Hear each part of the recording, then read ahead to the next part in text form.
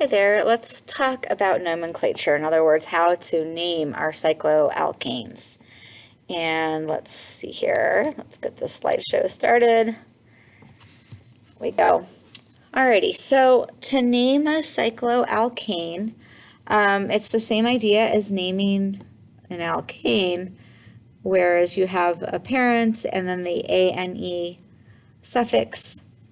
You have the prefixes, which contain the substituents, their names, and then where you find them. But then you have to put a cyclo in there in front of the parents.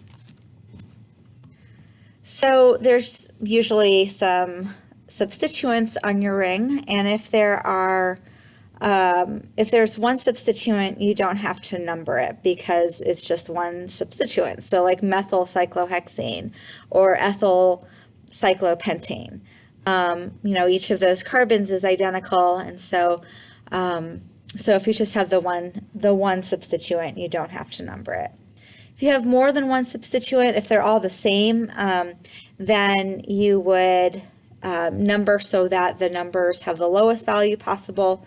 In this case, it's numbering clockwise, gives the values 1 and 3. That's lower than if you numbered counterclockwise, where you would get 1 and 5. So the correct name is 1,3-dimethylhexane.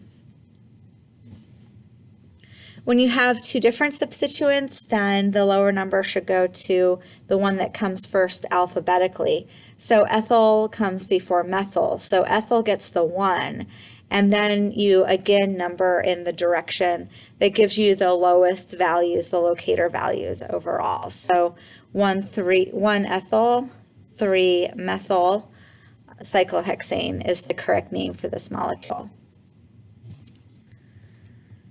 So this is the first time really talking about stereoisomers. We've looked at constitutional isomers before, and that's where like the difference between dimethyl ether and ethanol, where you have the same molecular formula, but you might have different functional groups, different bond connectivity to give you those different isomers. There's a different type of isomerism, and we're actually going to focus on it in Chapter 5. But here's the first introduction to it, and that is this idea of stereoisomers. And these molecules actually have the same bond connectivity. If you think about their name, they're both 1,2-dimethyl cyclopentane. So the name is the same, and yet in this first molecule on the left, both of these methyl groups are coming towards you, whereas the one on the right, one is coming towards you and one is back behind the plane of the molecule. And you can't convert these, like you can't like bend the molecule or turn it over or anything to get from molecule A to molecule B.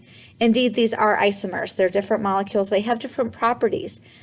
Think if these were chlorides or OH groups, you would have different polarities here compared to the molecule on the right. In both of these cases, they're nonpolar, and so that polarity question isn't quite as important. But in any case, the name of both of these is 1,2-dimethyl cyclopentane, but you would put a cis in front of the name for the molecule on the left and a trans for the molecule on the right. These look like kind of tiny differences. But in fact, the really small changes in stereochemistry can lead to really big changes. And when we focus on stereochemistry in Chapter 5, we'll look at enzymes and we'll look at stereochemistry in the body when it's really just makes fundamental differences between molecules and how they behave and react. But here's a simple example of this. Cellulose, you can see that both of the bonds here that are connecting the glucose molecules together, the monomers, are equatorial. And so overall, this monomer kind of has, or pardon me, this dimer kind of has like a zigzag shape overall.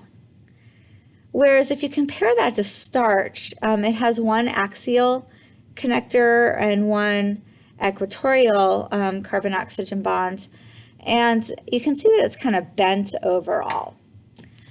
And so when you look at a whole bunch of these monomers bonded together, either both of the ether bonds, carbon oxygen bonds being equatorial, or one being axial and one being equatorial, you can see that you get a really large change overall. So cellulose with that zigzag shape gives you these sheets, whereas starch, because it's all of the molecules are just a little bit bent, it bends around into a helix.